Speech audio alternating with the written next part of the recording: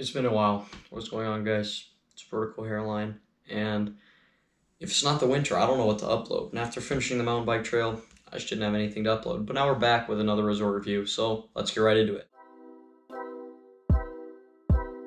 Now, the way that we'll be rating Alta today is out of 10 categories, and each category is rated from 1 to 10, so the final score is out of 100 with all the scores combined. We also split the 100 score down into two 50 scores, that is pure skiing and family trips, so that way you can know how good the skiing is and how good like nightlife stuff is. So let's get right into it. First off, we have the lift tickets. If you want to ski there, obviously you're going to have to buy a lift ticket. So it's $129 off peak, $149 on peak. It's a below average price. Not too much else to say. What I will say though is there are multiple ways. If you're gonna ski there for more than one day, you can get a discount like the Gold Pass or the Ski After 3 if you're working. But there is multiple ways to, get a lower discount on it. Alta is going to get a below average lift ticket score of 4. Now our next category is lifts. Now, if you're gonna wanna ski, obviously, unless you're trying to skin up Alta, you're gonna have to hop on a lift. Now, at Alta, there's only 6 lifts, which is pretty crazy for its size, but they're very well placed, so that each one goes to its specific zone and can even take you across the entire resort in only like 2 or 3 lifts. So the lifts are very well placed, but there's only a few of them. And that creates this balance of a perfect hike to / traverse to terrain and lift access terrain. So if you're willing to hike, you can go get some more powder, gnarlier terrain, steeper stuff without having to hike too far, but still having to hike. And if you're not willing to hike, you can still get some pretty gnarly stuff. This creates, almost a barrier for people who don't want to hike. So if you do want to go get your powder, you can hike, but it keeps people who don't want to hike away. So you can always fall back on the hike / traverse to terrain to find good, good snow, gnarly stuff. The one thing I will say though is you do have to traverse to get to most of the terrain, even though it's a pretty downward traverse. Still, it's annoying, but because of that, it's going to bring Alta's lift score down to an 8. Now the next category is terrain and snow conditions. So Alta is really well known for its snow and its terrain, and it reflects if you go there. You can see it has pretty much everything. If you want to cruise down a groomer while looking at Superior, you can.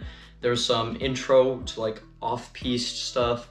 There's some steep, gnarly head walls. There's chutes, cliffs, anything you could ever dream of. You could find it. Also, another cool thing about Alta that most people don't talk about is it's so cornery. I don't know how else to put it, but there's so many nooks and crannies that you can find around the mountain that I've been skiing there for like 2 or 3 years. I'm like, wow, I've never noticed this before. So you can pretty much adventure there your whole life, and you probably still wouldn't find every cliff or side hit that there is at Alta. Obviously the snow, Utah snow, if you haven't skied in it yet, the slogan does not lie. It is probably the greatest snow on earth. We're gonna exclude Japan and say it's the greatest snow in the northern hemisphere. But on a powder day there's probably nothing else like it on earth. This is the first perfect score of the series, but Alta gets a 10 out of 10 on the terrain score. Pretty obvious why if you ski there, but it's basically perfect. Now the next category is park skiing. Now there are 0 parks at Alta, which means they're going to get a score of 0. But what I will say is there are a lot of natural hits, which you can get pretty nice air on to throw, some pretty entry-level park tricks. Obviously, you don't have like big air jumps or quarter pipes, half pipes, or handrails and stuff.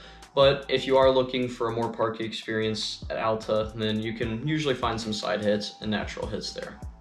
But still, because they do not have an official park, they're going to get a score of 0 in the park section. Now the next category is nightlife. Now the thing about Alta is it was built on the love of skiing. It wasn't built on the love of everything before and after skiing. It's just skiing and skiing alone. And because of that, it does not have that many apres ski or nightlife activities.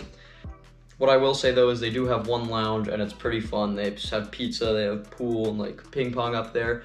That's where everyone hangs out though, because there's no other place like it at Alta. So because of that, they're not gonna get a 0 because they do have something. It's the little hangout lodge area. So they're going to get a score of 1 in the nightlife / apres ski category. Now the next category is ease of access. Now this is also something that's talked about at Alta. Like people are always like, oh, I want to move to Utah. It's 45 minutes away. It's a ski resort. And For people who usually drive 5-6 hours to go skiing, it's literally like a dream come true. You feel like you're basically living on the mountain, even if you live in Salt Lake City. The one thing that'll step this score down a bit though is the traffic. The traffic is very bad in the canyon about after 8 o'clock. There are buses and stuff that you can take up, you can carpool and stuff. So it's not as bad as it looks, it's manageable, but they are finding solutions. They're thinking of putting a gondola in Little Cottonwood going up to Alta and Snowbird.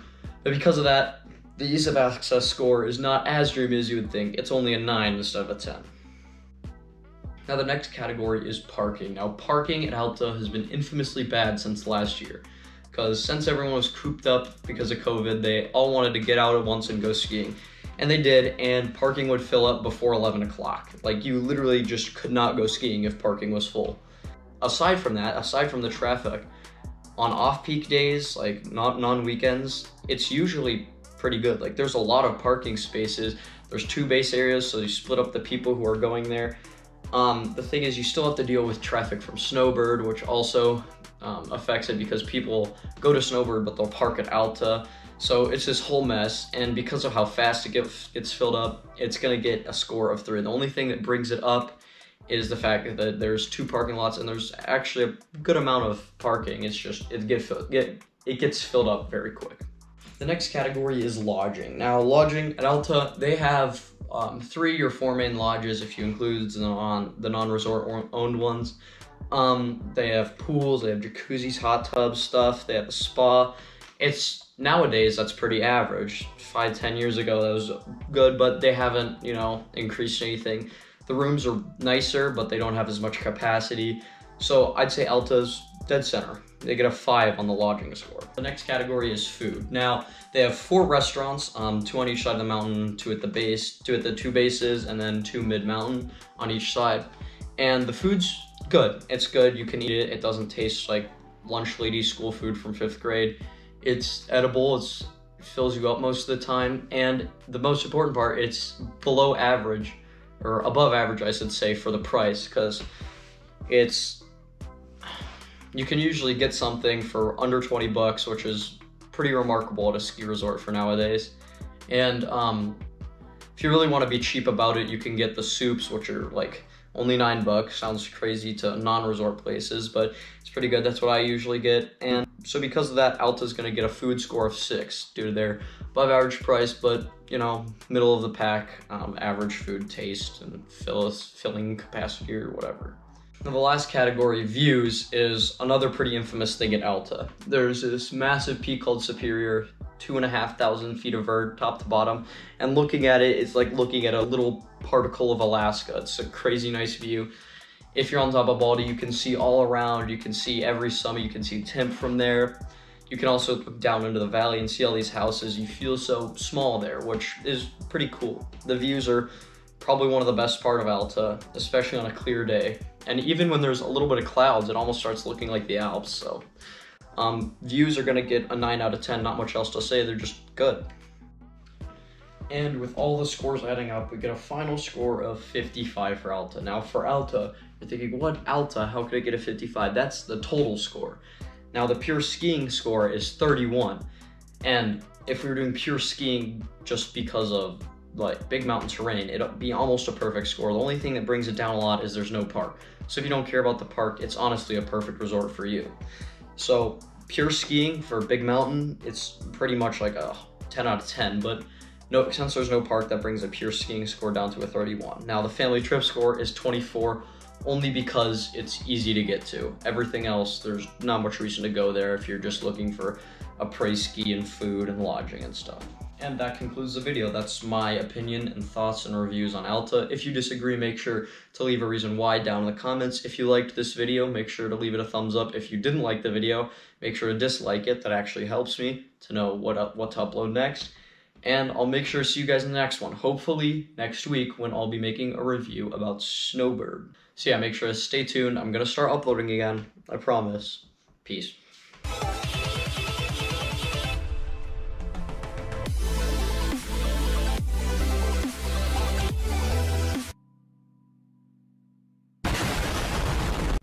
Also, why do my thighs look so fat and juicy in this clip? Oh my gosh, I don't. It's just like it's like 19 inches wide. Holy crap! I don't know. I'm telling you guys this. Bye.